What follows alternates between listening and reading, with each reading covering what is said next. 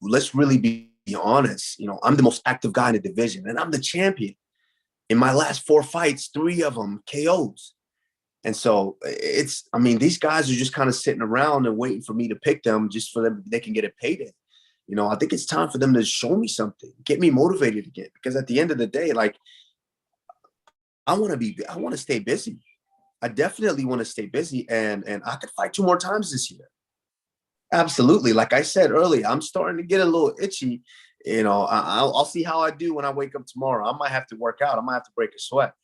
And if that's the case, then and my manager might be getting a call from me soon. So I could fight 2 more times this year. But these guys, none of these guys have showed me anything. These guys are just basically sitting around waiting for me to call their number and do what I've done to them already. And so, if these guys don't show me anything, then, maybe I'll go pull out one of these, guys who think they can fight, they can box, on one of these internet guys and beat the shit out of them. I know Conor and you are pretty active right now on social media. Is Conor the guy that you would pick from? No, at the end of the day, Conor hasn't shown me anything either. He's fought once in the last year and a half. And that didn't end very well for him, and that was a 55er. He got put out by a 55er, which big props to Dustin. I think Dustin is a savage, but he got finished by a lightweight.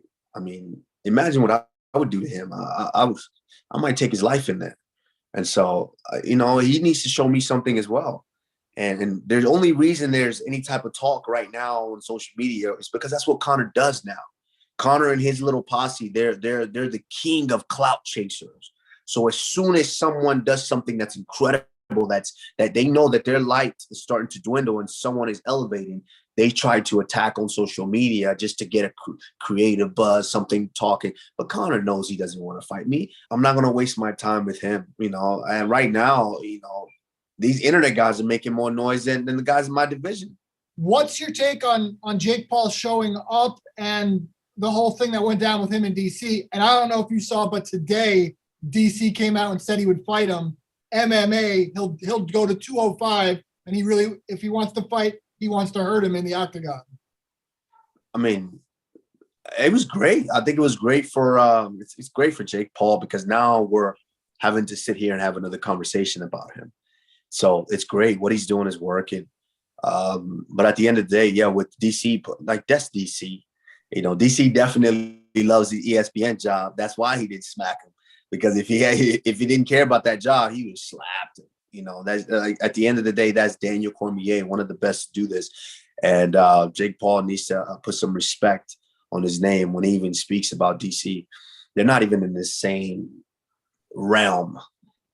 And so that's not even something that I would entertain. I wouldn't even allow DC to entertain that.